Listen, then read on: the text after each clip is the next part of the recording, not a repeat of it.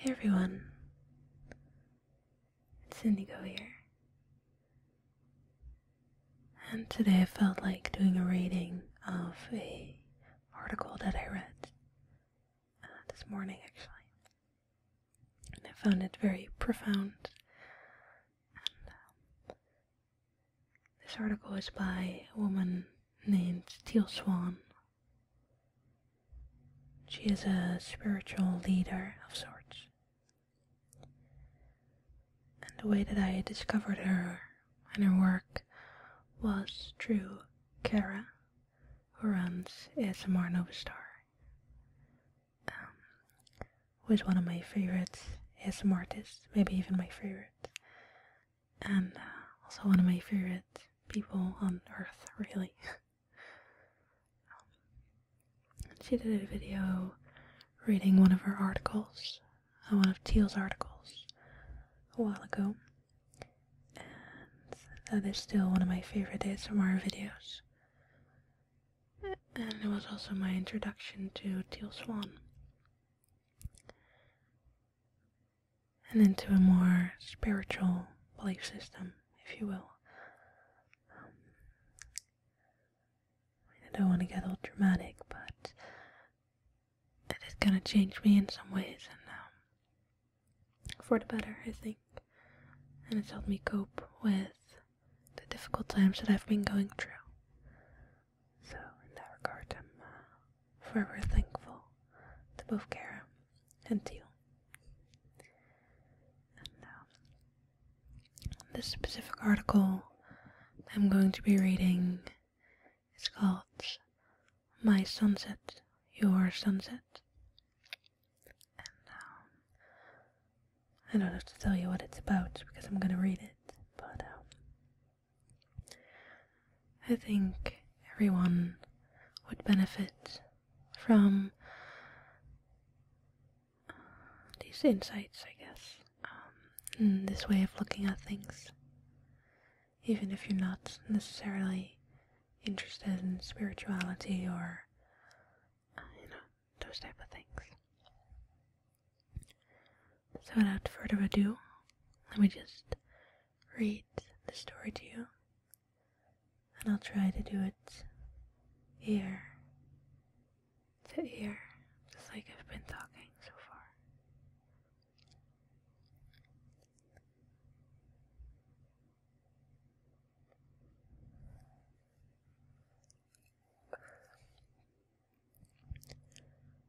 far. My sunset, your sunset.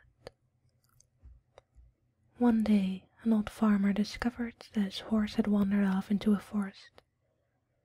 His friend said, "How unlucky that your horse has wandered off." The farmer's response was, "Maybe so, maybe not."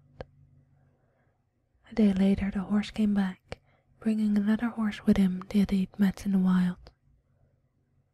The farmer's friend said, "How lucky to have two horses now." The farmer replied, "Maybe so, maybe not." A few days later, the farmer's son broke his arm trying to tame the second horse. The farmer's friend said, "How unlucky that your son broke his arm falling off the horse." To which the farmer said, "Maybe so, maybe not." The next day, soldiers came to the farm to recruit young men to fight in the war, but because of his broken arm, the farmer's son could not be recruited. What is the point of this ancient story? It shows us the value of living in a state of openness to life as it unfolds. Our attachment to outcomes ties us to our limited perspective, and we are unable to see that the universe is always carrying us towards our highest good, even if the road to our highest good takes us straight to the depths of hell. We are deep in the storm of uncertainty. As I have said, the theme of this year is stability, and we cannot master stability without facing our instability. Uncertainty is the heart of instability, and so most of us on the planet today are grappling with a high degree of uncertainty. What are we finding out, and most of us the hard way? We are finding that we will not win the fight against uncertainty by becoming certain. We will not find our stability by trying to make the unstable stable. Instead, our security and stability comes from decidingly embracing uncertainty. Embracing uncertainty does not mean that we stop wanting. It does not mean that we stop creating our lives, and it does not mean that we stop taking actions to create what we want in our lives. What it means is that we untangle our intention from our attachment so as to let our attachment go. You do not suffer half as much because of the things you are experiencing as you suffer because you think that is what happening is not supposed to be happening. For most of us, our desire for how we want things to go becomes our new standard, or if our lives take a different one, we feel like we have failed. As a result, shame becomes the background noise in our lives. To let go of attachment, all you have to do is let go of the thought of how something is supposed to be or how something should turn out. You practice the art of questioning all of your thoughts about how something should be or is supposed to be to see a bigger picture. There's nothing more painful and nothing more wonderful, nothing more dangerous, and nothing that is more of a salvation than a perspective. If your perspective is painful or dangerous, all you need to do is alter your perspective.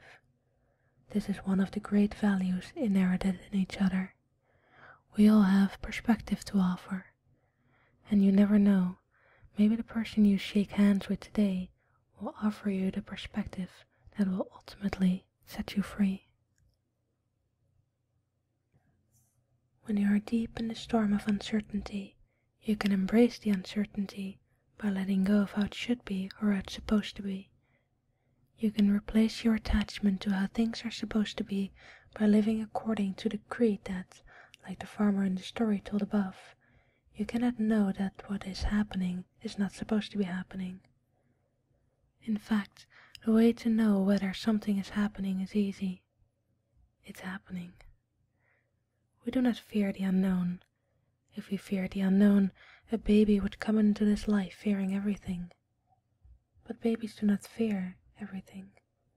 They fall down the staircase because they do not fear the unknown. It is only when we think we know what the unknown contains that we begin to fear the unknown. In other words, we are not afraid of what we do not know. We are afraid of what we think we know. The future is not certain, not for anyone. Even those of us who can see it, it will tell you that it changes as you go along. If you change even one perspective, that can alter the destiny you are headed towards. Life is like a journey into our uncharted water for all of us. If we become preoccupied with avoiding potential pain, we resist the waves at our own peril. We miss the glory of the sunsets on the ocean of our lives. But it is difficult, I know, when we are scared to death to let go of the steering wheel and let the water take you where it wants to go. People ask me sometimes how I think spirituality practically benefits people's lives. If I had to whittle it down to one answer, I would say this. By subscribing to spirituality, you must acknowledge that your life is bigger than this life. And in the best and the worst of it, this knowing is like a North Star in uncharted waters of your life. If you see that star, you know that your head is above water. There is no more certainty for someone like me than there is for people who cannot see or feel anything beyond what their eyes show them or fingertips touch.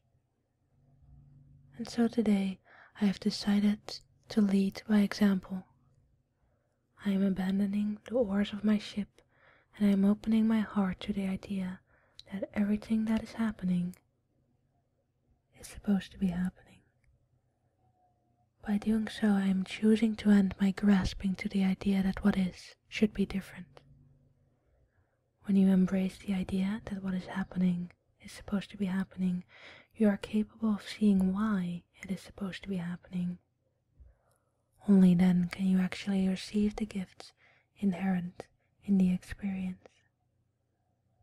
Today I found that having abandoned the oars of my ships so as to watch the sunset on the ocean of my life, I feel joy.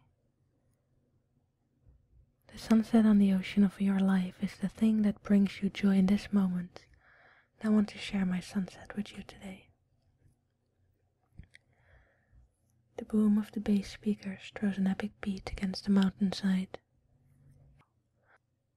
It is echoed back through the snow that is falling in lackadaisical flakes against the backdrop of white. I have hiked the distance it took to arrive at the top of the super pipe at a Park City mountain resort. I'm watching my favorite spectator sport in the world, keeping my balance on the steep slope just beyond the lip of the halfpipe. One by one, the athletes disappear below me. And then I hear the angry scrape just seconds before their speed ejects them into the air above me. I feel the spray of snow against my face as they twist and turn through the air. I feel the awe in me rise up to meet them. I am inspired by the miracle of human endeavor. There is nowhere in the world I'd rather be. What is your sunset today?